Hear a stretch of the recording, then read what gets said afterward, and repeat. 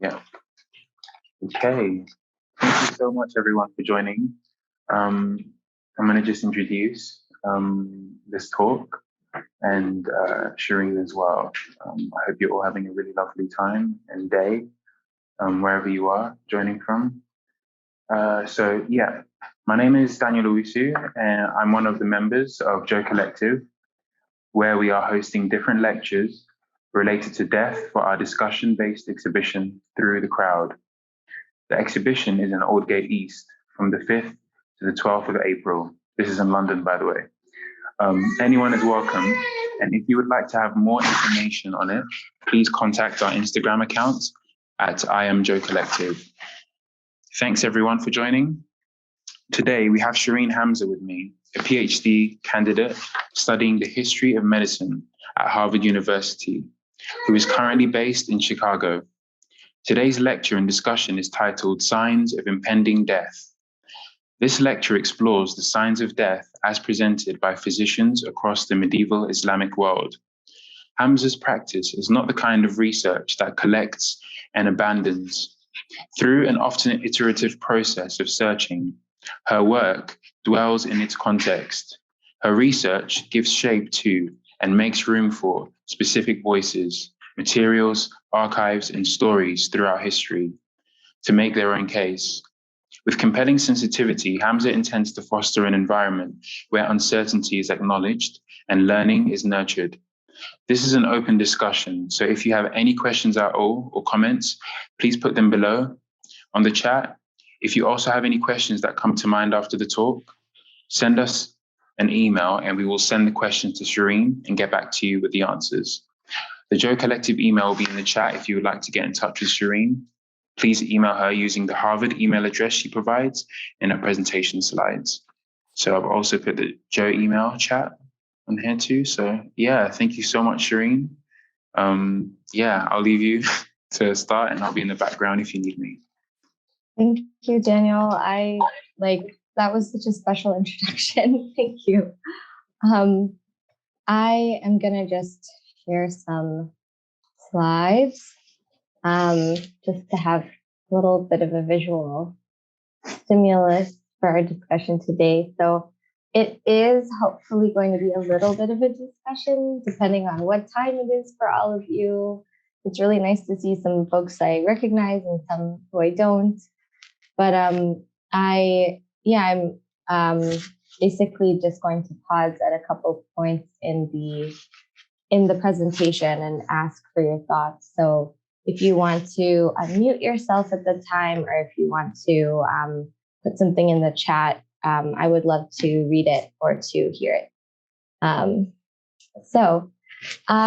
Just to start at the beginning, I know that many of the people here who are joining the lecture or who are visiting the exhibition are doing so because you're interested in collectively gathering, thinking about, and discussing death. And I just want to take a moment to acknowledge how difficult that can be in the wake of the last 2 years. And if at any point in the presentation you need to leave, get some air, or take care of yourself, please do that in any way, because it can be really difficult to think about this with the weight of all the experiences that we've all had. So I just want to start with the question, which is what does it mean to notice a sign of death? What does that process look like? What does it feel like? What does it mean to go searching for a sign of death in another person's body? Whether, this is a sign of impending death or a sign that a person has indeed passed away, these questions suggest that there is a lot of ambiguity around the question of life and death, that it isn't just an easy way to distinguish between one state or another, that this transition is complicated, complex, and ambiguous. And for those who devote their entire lives to trying to preserve life and health, even for them, for physicians, for healthcare workers, this question is not easy. Death isn't just simply an instant absence of life. And so for the last few thousand years, at least many doctors, but also religious clerics and monks and lay people have been very interested in the topic of signs of death, and they've written a lot about it. So, in this lecture, in this presentation, I'm just going to take you through a short history of some of those things, just explore it a little bit together. In medical dramas, there's often this scene that I'm guessing or I've heard is based on hospital protocol of physicians recording time of death. And this kind of happens like in a moment, when they've already been working collectively to try and keep someone alive. And they are finally coming to consensus after this long and protracted struggle, one by one. There's usually like chest compressions, and there are all of these emergency measures deployed in these scenes. And then finally, one by one, a consensus is reached. And often there's a person who's holding out, who doesn't want to, one character is holding out, doesn't want to call it, and someone has to say, I'm calling it. And this kind of suggests that this articulation of time of death is actually a ritual of consensus to build and acknowledge consensus that someone's no longer alive, that someone has passed away, has died. And the need, though, to come to consensus, the need to ritually acknowledge it, even though there are, of course, bureaucratic reasons for needing a time of death too. But that need really does suggest that that there is a lot of ambiguity around the moment of passing. And historically, physicians and other medical practitioners have been very concerned about this topic. They wanted to know, how to seek out the signs. What are the signs? So maybe like before I go into some of the reasons that physicians have given, I'll open it up to the group and ask all of you what comes to mind. Why is it important for a medical practitioner, physician to know and be able to approximate death and its arrival?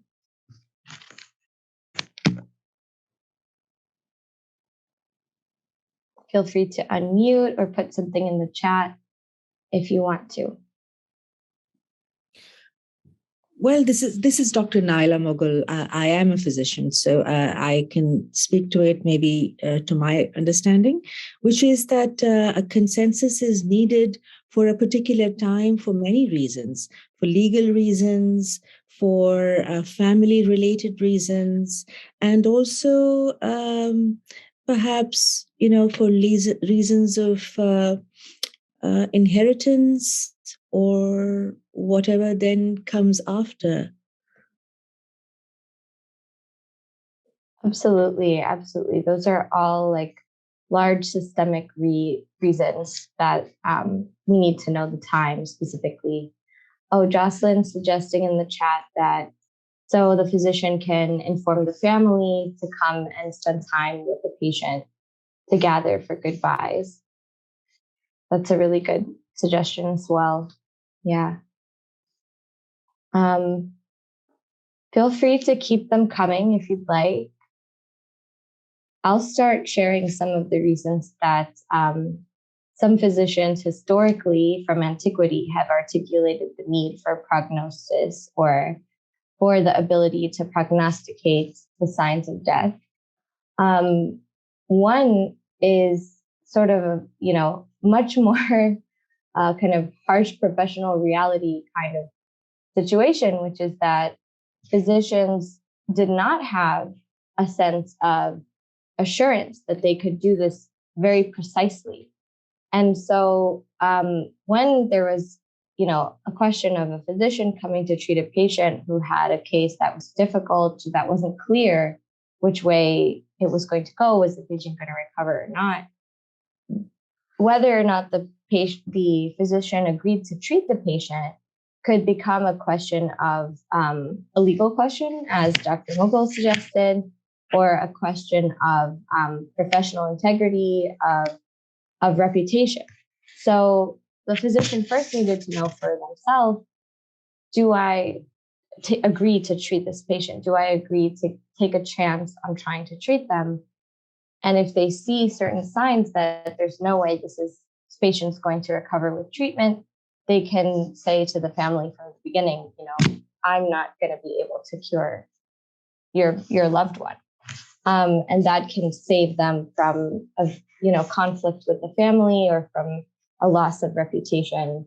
But it could also save the patient from being put through very painful or strenuous or difficult set of treatments when it won't help them or change their outcome.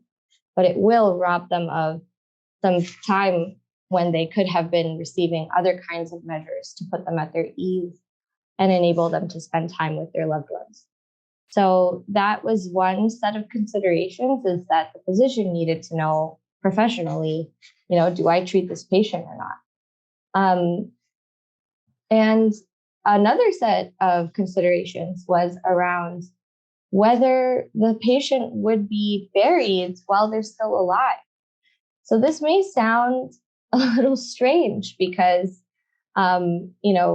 that doesn't really seem to be a concern as much now.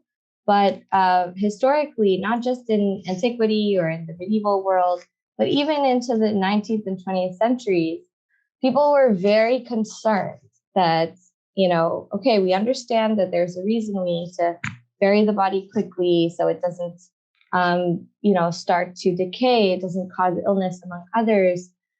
Ritually, for religious reasons, in a number of traditions, this is recommended. But what if the patient is still alive? And this question really seemed to be important to a lot of doctors. There's one text attributed to Galen, a figure I'll introduce in a moment, that circulated really widely in the Islamic world, called on forbidding the burial of living people. And so, no one was intentionally wanting to bury someone alive, at least not doctors, hopefully. But they were concerned that they didn't misread the signs of death, that someone who had passed had indeed passed. And, one manifestation of this concern as soon as, as late as the 20th century is these coffins that had these almost like chimneys extending up above ground. And these were really popular coffins here in the West, in the US, and even in the UK for some time, because people were so concerned that after burial, if the person comes back to life, they should be able to call for help and breathe and, alert people that, they are alive. So these are just a few of the reasons that physicians used to gather these signs of death and seek them out. Another one that I think was kind of gestured to by what Serafina is saying. Yes, exactly. There were also bells that could be used to alert people if someone is still, exactly. So that was part of coffin design as well for a long time. And it addresses this concern, both among professionals and lay people. And so one of the reasons, it kind of goes back to what Dr. Mughal was saying about inheritance, these kind of legal and religious questions. In the Islamic tradition, even outside of medicine, in religious texts, you had injunctions about the idea of death approaching. So this verse that I put on screen is from the second chapter of the Quran, Al-Baqarah, and it's the 180th verse. And it is about the approach of death and instructing people to have a clear will at that time, to make sure that they are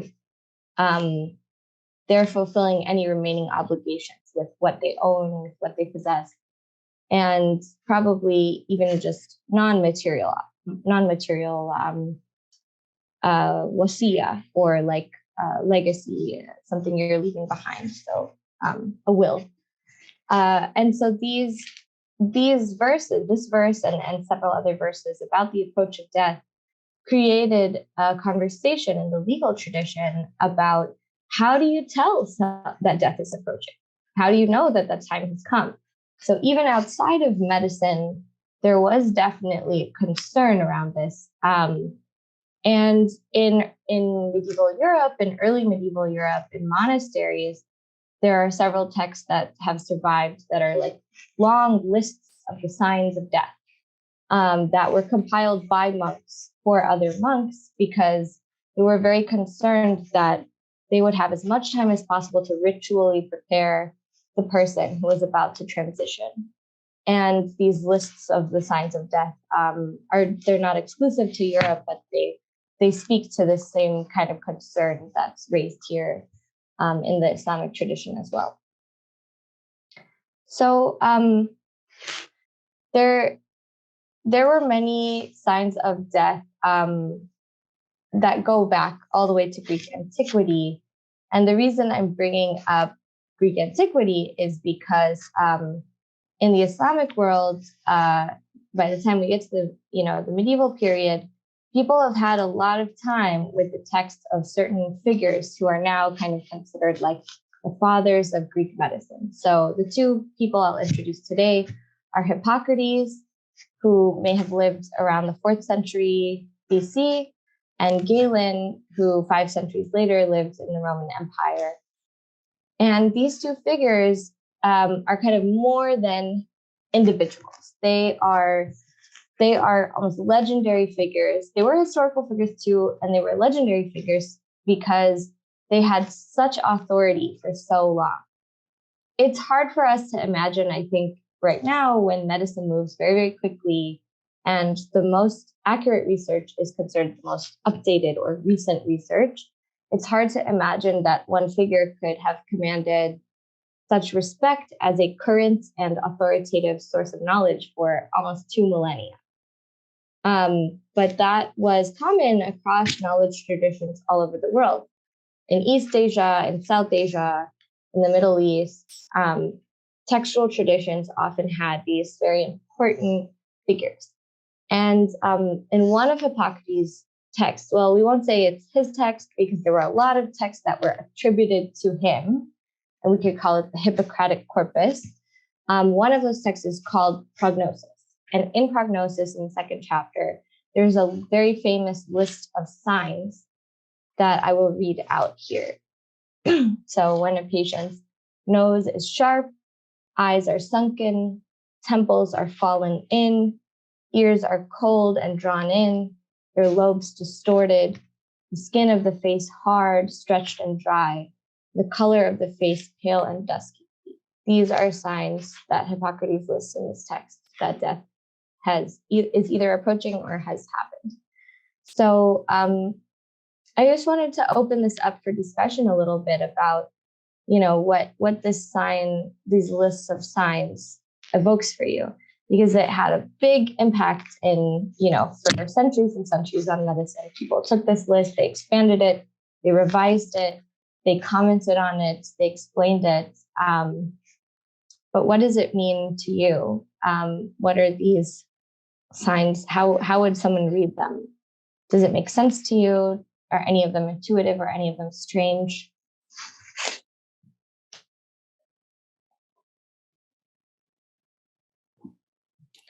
Well, in hindsight, now that we know what we know, a lot of it is really quite intuitive. And of course, reasons have been assigned post hoc. Now that we have the medical information to ascribe to these reasons. So the vascular system shuts down, the neurological system shuts down, and all of those then have these physical signs that corroborate. Thank you. And what's interesting, and something that I'll also touch on later, is that these physical signs are things that we can read. They're very centered on the face, on the skin, on the very visible parts of the body. And they are meant to tell us about invisible processes. So, though, how do you observe a cardiovascular system without opening up a body? There's the pulse, and pulse diagnosis did play a role. But the face became a site of concentration of the signs of death for a lot of people, not just for Hippocrates, but a lot of people did refer back to this passage. And Galen ended up writing several texts that expand on these concepts, especially the idea of crisis. So crisis is this concept of time that illness has this progression that is linear but dynamic. It should be going a certain day. On the 8th day, if such and such thing has happened in this kind of fever, then by the 14th day, you'll reach a crisis. And that crisis will determine whether the patient survives or will not survive. And so that kind of like type of temporality of the illness was very common in pre-modern medicine, especially in this Greek tradition or Greco-Arabic tradition as it came to be. And that way, that cyclical reading of time that, it'll start this way, illness will start, then it will grow more severe, then there will be a crisis, and then there will be recovery, went hand in hand with prognosis. That, okay, if you have this idea of this is how the disease should progress, ideally, if it's being treated well, if it's going well, if nature can win out over the disease, then prognosis should help you to be able to understand the crisis and how it's going to go. And in another temporal division between diseases, acute and chronic, what's interesting about prognosis is that people kind of considered that in acute disease, you can't make a good prognosis. Only in chronic and longer term diseases can you really know to some extent or make a good guess of how it's going to go. So in acute diseases, they would sort of get cast out on it. Both Hippocrates and Galen did that. So I'm going to now jump east and south geographically and forward in time by like 1,000 years to the periods that I work on. And I'm going to just share a little map because I want to give you a sense of the regions and the scope of the medical tradition we are talking about. Having a little trouble with this. Please. Because what we think of as, or what some people think of as Greek medicine was not only Greek, it was very much relevant in other parts of the world as well. So when people study, what has come to be known as Greek medicine or Galenic medicine after Galen, they are often focused on this Mediterranean region, ancient Greece, the Roman Empire, and that takes you, at most into this region, this Far East, this sort of, what is often called the Near East or the Middle East. But this tradition was practiced not only in medieval Europe, but also in the medieval Middle East, but also throughout North Africa and parts of West Africa, in parts of East Africa, and into this region, the Indian Ocean region. And when I was trying to figure out what I wanted to do for my dissertation, I thought, I know that the Islamic world extended far beyond, this part of the world, further east and south into this part of the world, where Persian became a major language of science and commerce and governance. So what happened to this scientific tradition? What happened to the medicine? And that's how I chose the sites that I study in my dissertation, which are Cairo, Yemen, and then Gujarat, Ahmedabad, and then Delhi up here. So those are the 4 sites that I focus on. And the text I'll be showing you today is about this region, which Southern Arabia, it was composed in Southern Arabia. And in histories of science in the Islamic world, or big overviews, no one really is talking about this place. They're talking about Baghdad, they're talking about Cairo, they're talking about Damascus. These are considered like the big centers of knowledge. But there was a lot going on even in these other regions as well that are kind of considered peripheral. And the text that I'll be discussing with you in a moment was actually composed here in Taiz, in the south of Yemen. It's more like the middle of Yemen, really. But this was the capital of an empire called the Rasulid Empire, which ruled parts of Yemen from the 13th to the end of the 15th century, or the middle of the 15th century, depending. And they controlled this port, Aden, among others. And the revenue from trade was trade that connected this Mediterranean region all the way to the South China Sea, through the Arabian Sea, through the Bay of Bengal, into the South China Sea. This whole region was connected by trade, and a lot of people made port at Aden and had to pay taxes there and tariffs. And so this was actually a pretty wealthy capital for quite a while. And there were many challenges to their rule, and it wasn't like, smooth sailing necessarily, but this was a place that attracted intellectuals and scientists and doctors and artists and poets and religious scholars for patronage from the Rasulid rulers who lived there. So just to go back to the slides.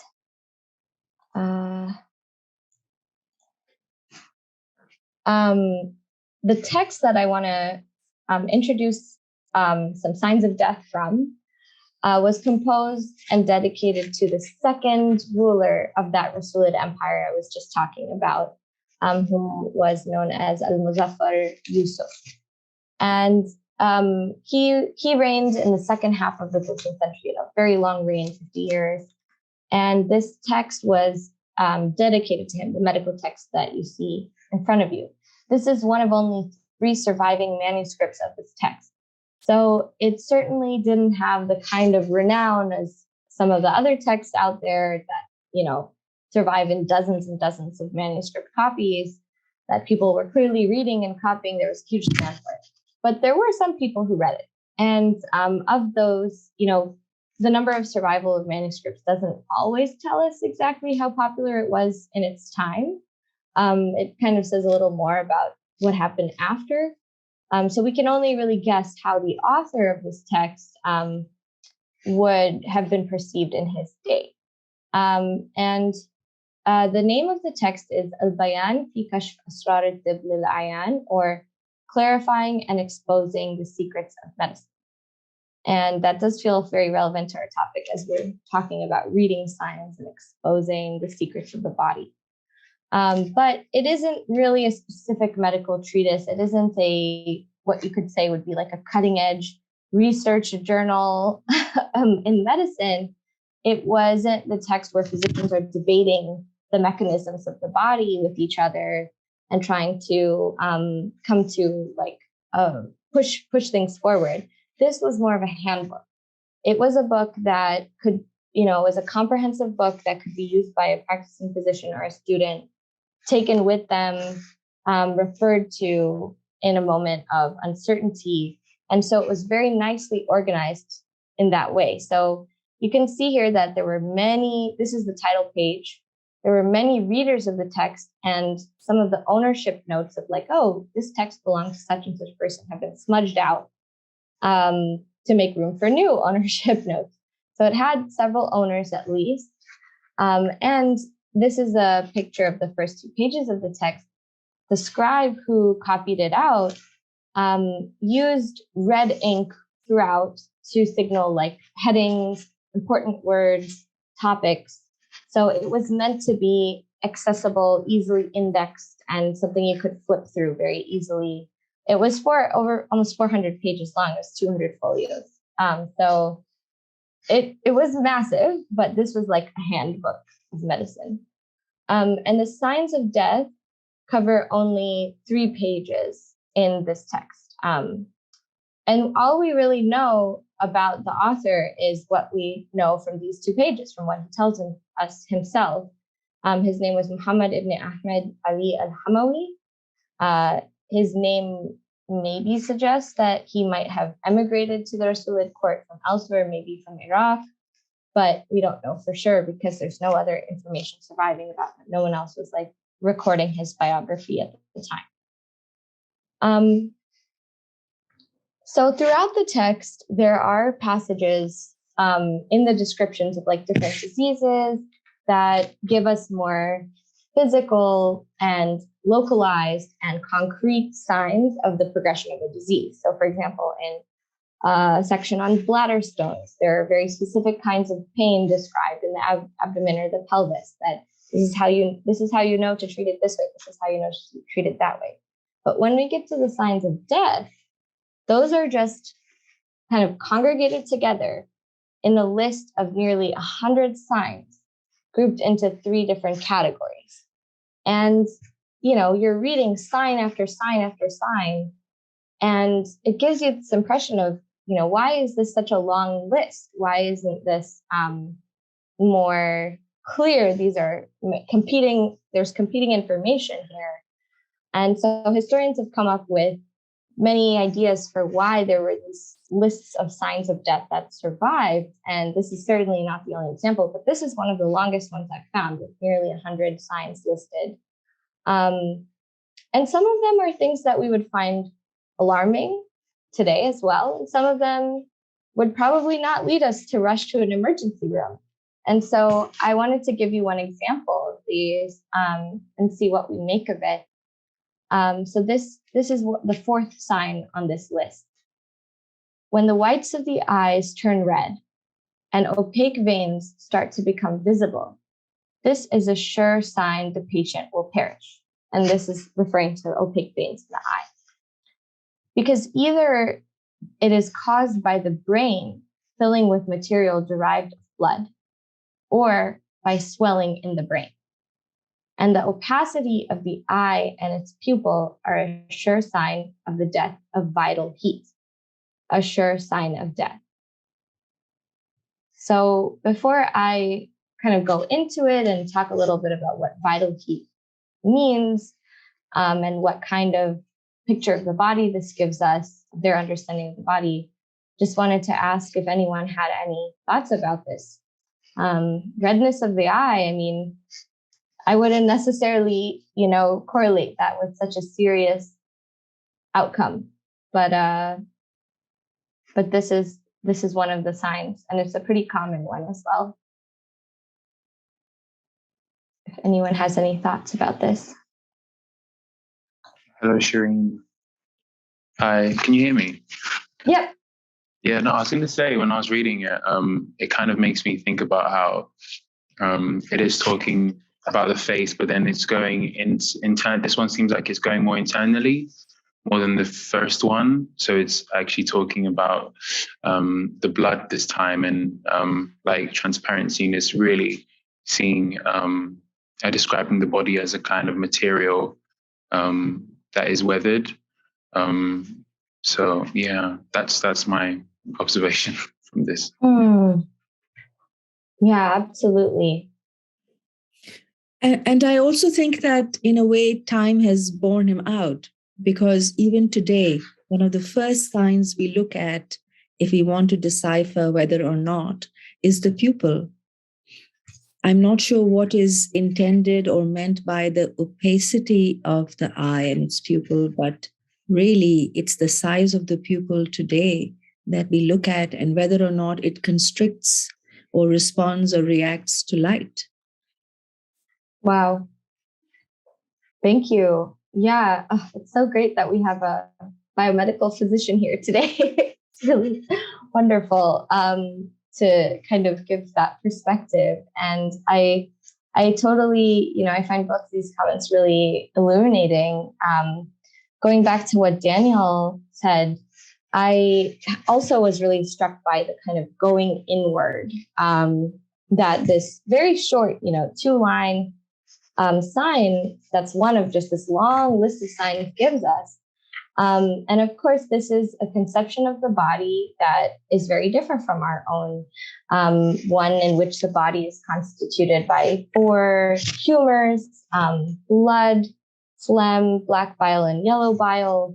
And these are substances that, many bifurcations and explanations further. The pneuma, the faculties, like there were all of these different like qiwa and arwah, like all these different words and different concepts that connected the idea that the body is constituted by four humors to all of the complicated processes that it actually has. So one of the things that I wanted to highlight here is the idea of vital heat.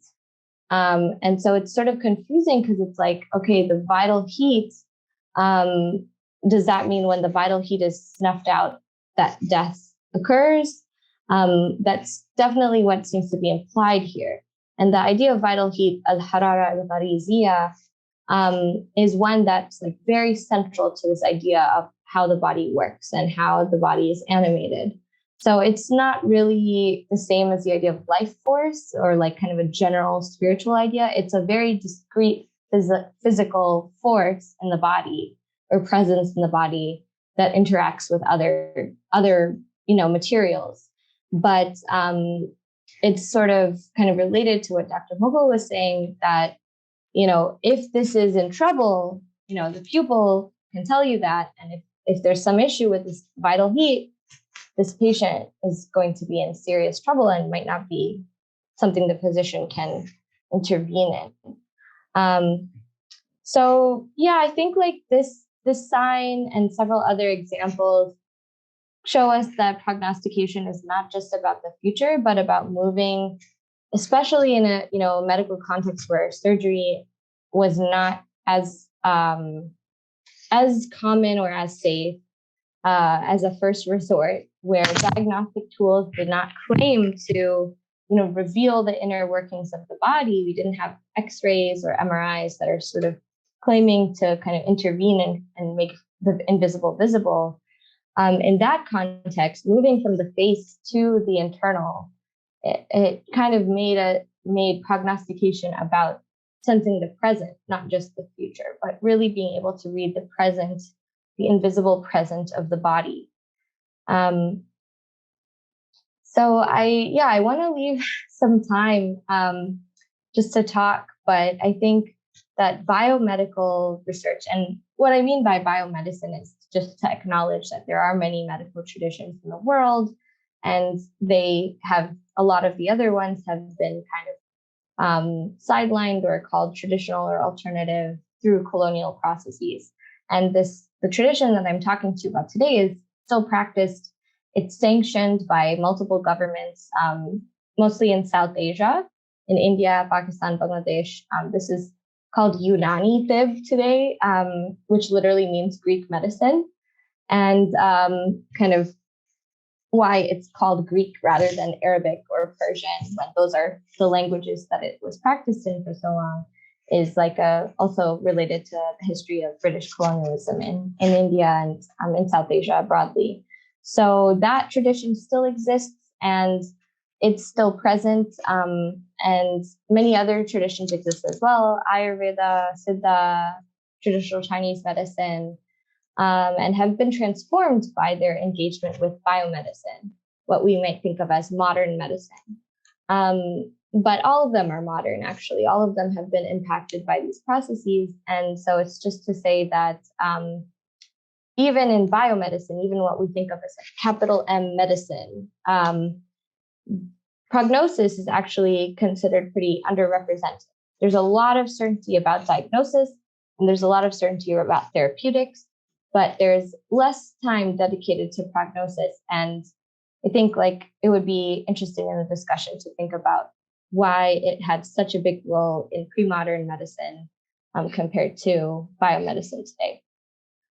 So I'll stop there, and I welcome all of your questions, your comments, your thoughts, anything this provokes for you.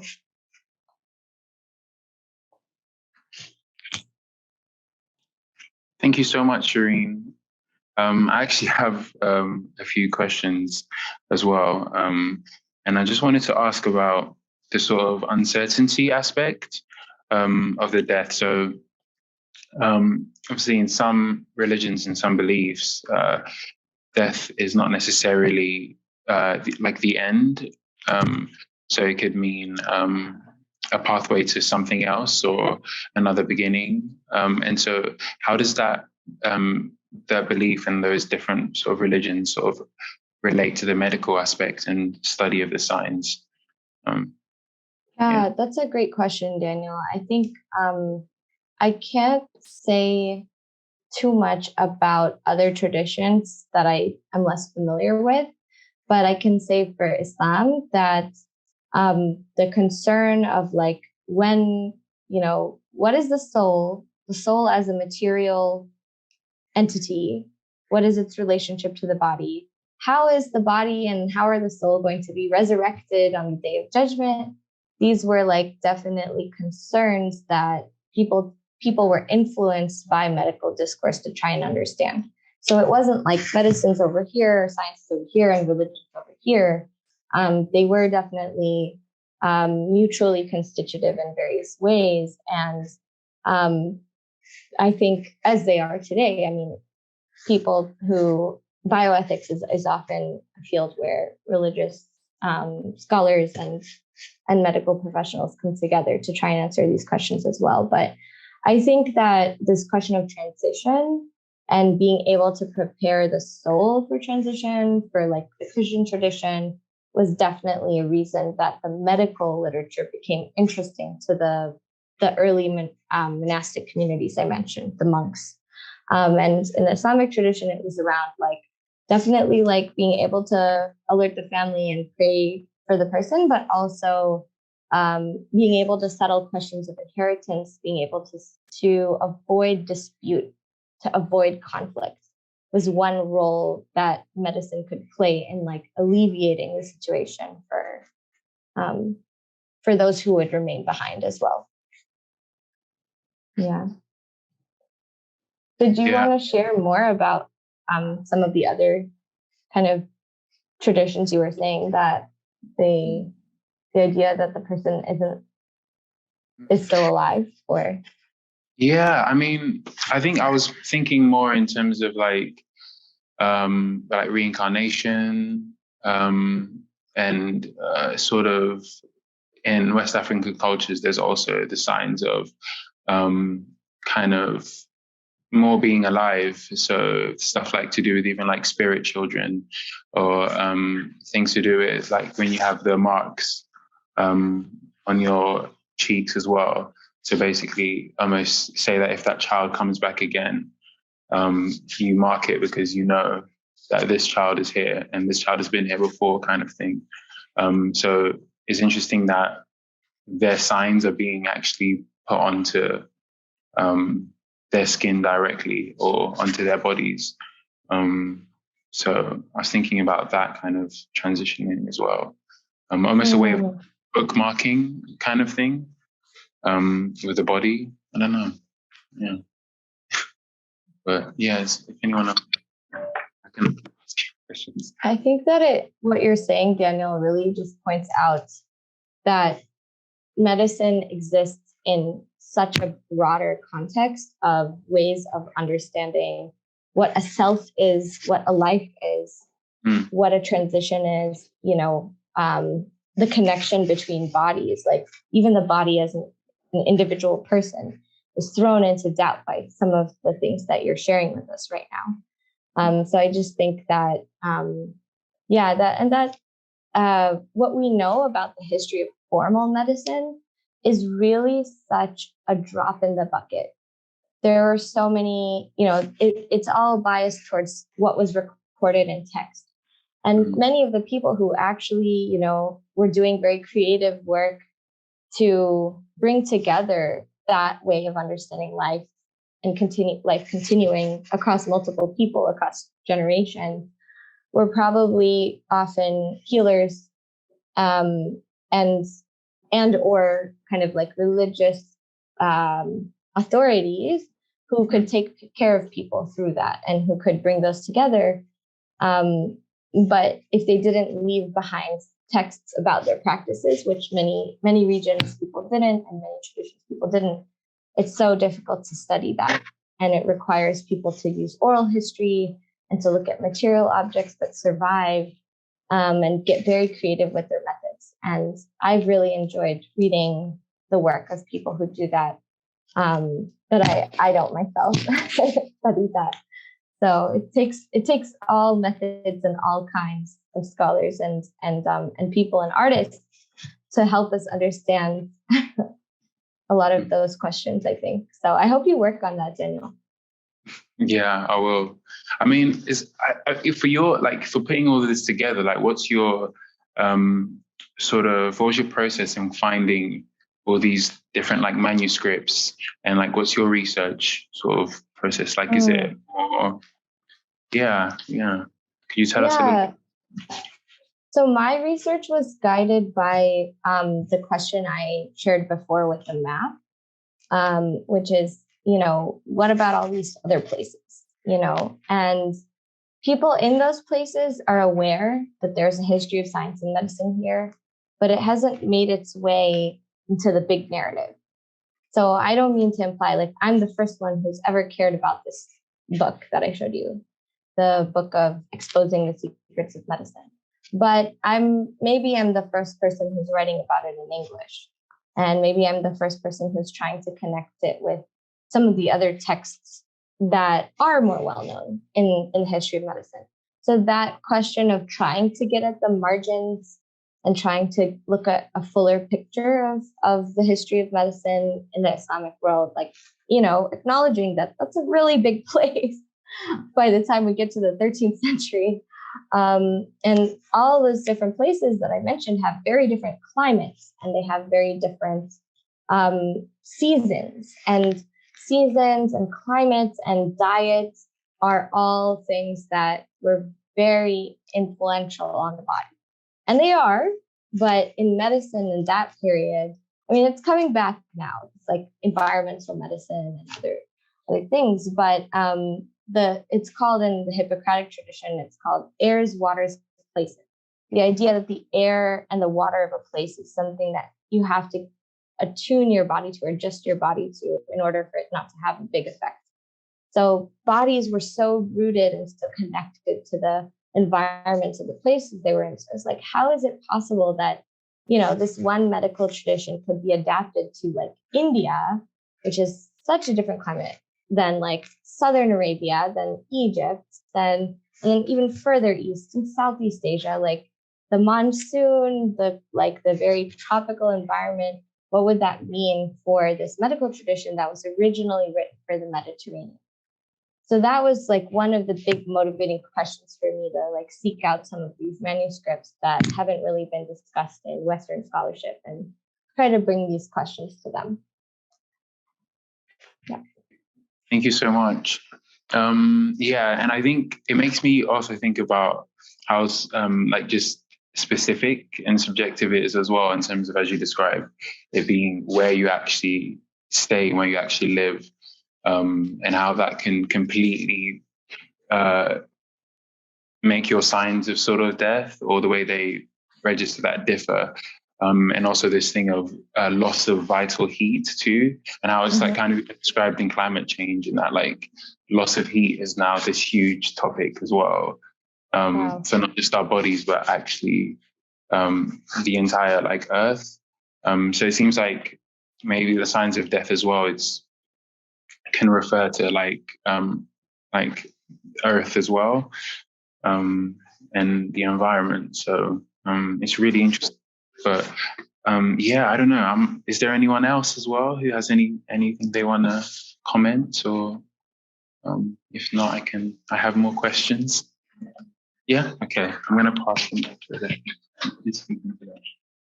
Hi, Shireen. I was just curious about if there was any accounts or manuscripts about the psychological or like behavioral signs of impending death.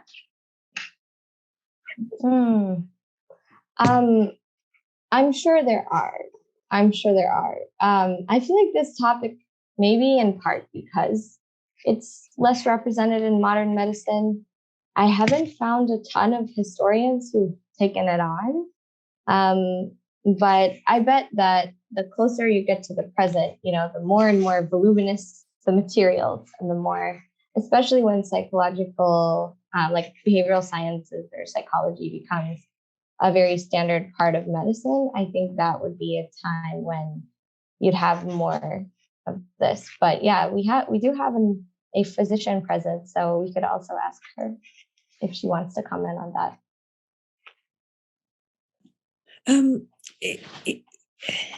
It's hard to say. I'm not a reader of history, particularly in this area. I'm not sure how to address this question. But in a way, a corollary to this question would be that in your reading, Shireen, did you find? I mean, I come from the world of secular medicine, right? So, in your reading of these ancient texts, did you find a significant or even a less than significant overlay of spirituality as these physicians of the time were recording what they were recording? That's such a great question. I think that the places I notice it the most are so in the medieval Islamic world, this medical tradition was practiced by Christians, Jews, Muslims, Zoroastrians, and then moving into South Asia by all the different, religious traditions in South Asia at the time. Hindus, Buddhists, like Sikhs. We have a lot of records of Sikhs who practiced Unani medicine in the early modern world and into the present. So it isn't only, I don't mean to suggest that like the only relevant way of thinking about this is through Islam, but that is just what I happen to study. I study Islam and medicine. So for that context, I see it most often in the beginning of texts when they're introducing it and they're saying, why should I write a medical text? And often many of them will articulate very moving, reasons that they want to be in service to their community. They want to write something that will benefit others. And those are some moments where they'll often put that in a spiritual context. But I think even just the decision to devote so much more time to the signs of death than previous generations of authors did is a sign that medieval authors were very concerned about this topic. They had so much to say about it. They collected these long lists. And the implication in the list is really, this is a handbook, like I said. So the author of Kitab al-Bayan, of the book of Exposing the Secrets of Medicine, he couldn't cite all of his sources because then his 400-page text would be 1,000 pages and it wouldn't be a handbook anymore. And maybe some of the sources weren't citable. Maybe it wasn't only the textual tradition he was drawing on. So there is an implication that what he's compiling are things that he trusts for a reason, that he's interested in this because he wants to show that, here are some tried and trusted methods. And we are sort of supposed to trust that if he's writing them down, he's either getting them from books or he's getting them from some other authoritative source. And I think that all feels very secular to us, those of us who've grown up in secular religious or secular educational context, that, okay, well, this is about, citation, and this is about rigor, and this is about authority. But there was also a religious component to that too, that isn't necessarily visible throughout the text. It's not like he's pausing and saying, I'm really feeling the pressure to make sure that this book is beneficial and that I'm not saying anything wrong or harmful. But it's definitely there in the very beginning and the very end of many of these texts. That they're starting and closing with the name of God. if they're in a monotheistic tradition, and they're often like asking the reader to pray for them. They're saying, if I hope this book benefits you and that I receive the reward for that, and my family and my parents. And sometimes it's the scribe of the manuscript who will add that. So we don't even know, are we exactly hearing the voice of the author or not? But I would say that before the 19th century, the secular sphere didn't really exist the way that we have come to kind of experience it now in certain contexts. So the answer will always be yes. And anyone who studies pre-modern science has to know a lot about religion.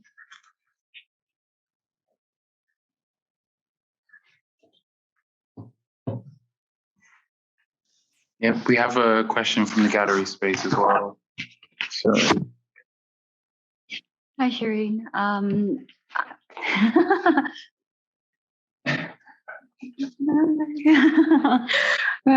So I was very taken by the texts that describe the signs of death, and it was very visual text, and there were, I think, the color. The description of color was quite important, like eyes turning red.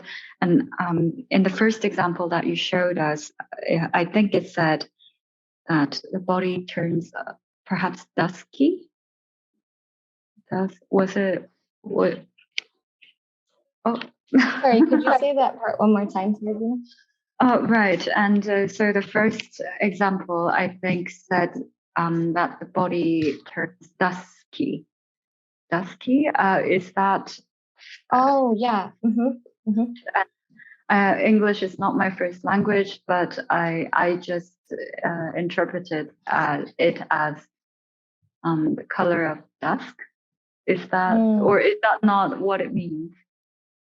What's so interesting is like, I'm so far removed from this because this passage was originally in ancient Greek. And then the translation I'm relying on translates it as pale and dusky. But like you're saying, like, what does that mean? Like, what is the color of dusk?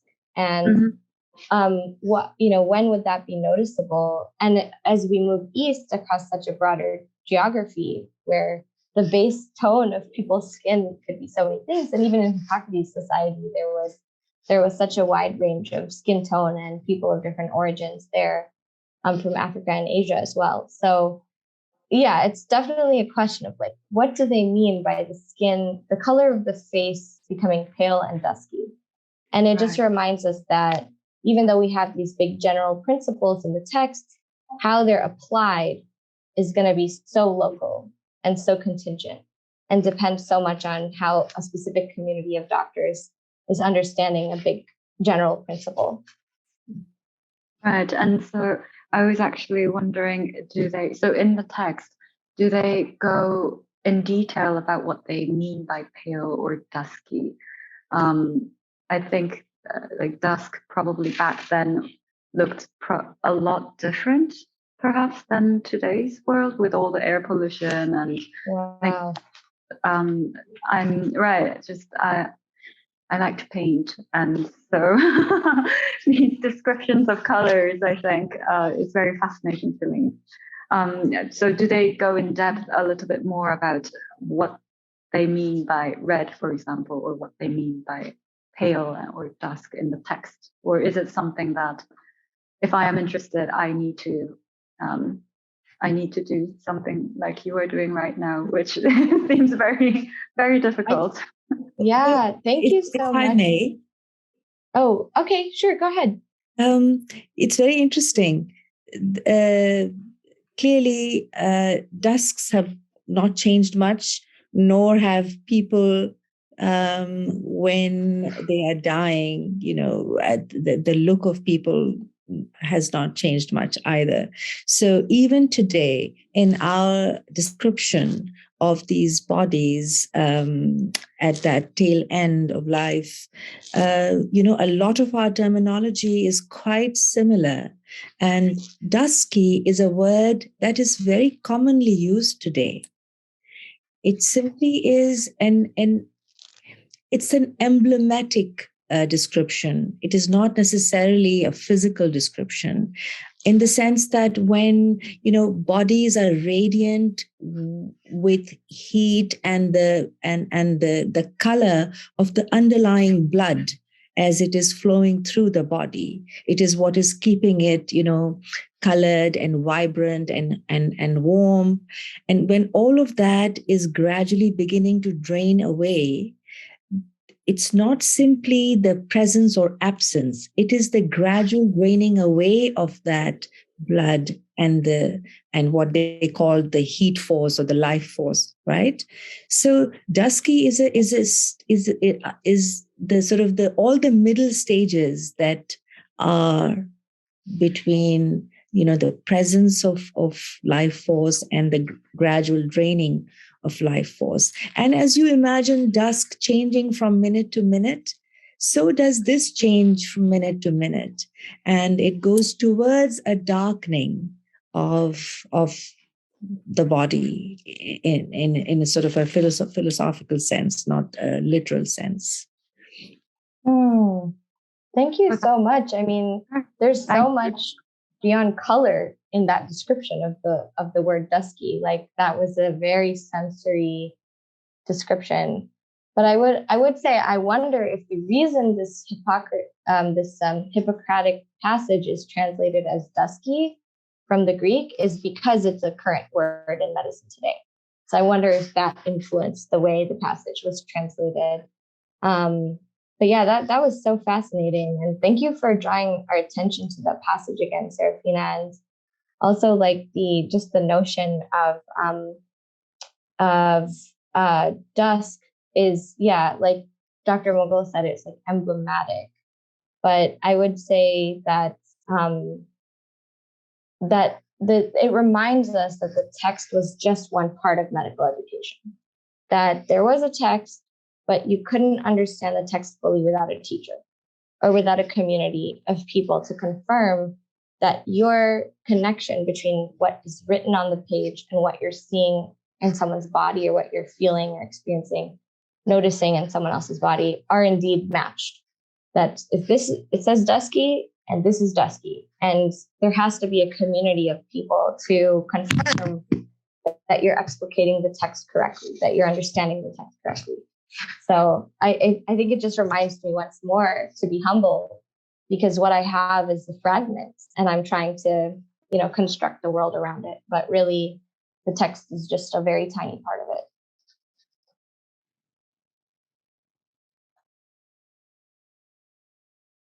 Shireen, I found your beginning to be the most extraordinary today. You began with pointing to the moment of death being a matter of ritual consensus. I find that to be a fascinating pointer. It very much is, but it has never been acknowledged as such. Thank you. It's really comforting as well, Naila, to hear that as well. I think because initially one of the things I wanted to ask was that the role that privacy plays in the signs of death as well, and that I don't know if you did see some of those signs or recognize the signs, of how much you'd want to even share that. And so, to hear that, Naila, as well is really, Can you say more about comfort, Daniel? I guess just knowing that there's some sort of agreement in terms of language as well and how things are described. So to know that there's an agreement that this is dusky, or these are the colors, or we all know that red is close to this sort of hue or tone. So it's nice to know that there's some sort of comfort in the language itself, before it's even sort of registered as a sign, that the languages are almost a place that we share. So that's the comfort side.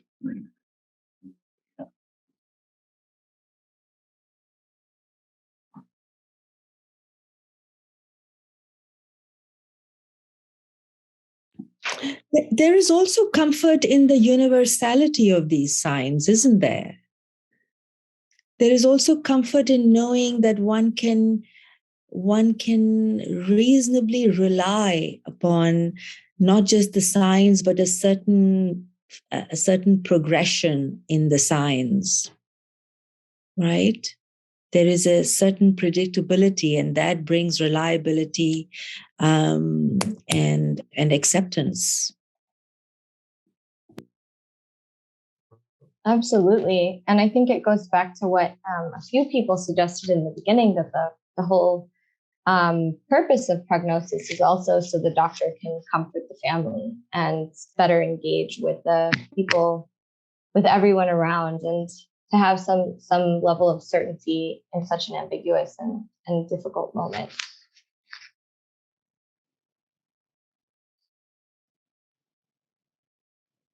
Thank you so much, Shireen.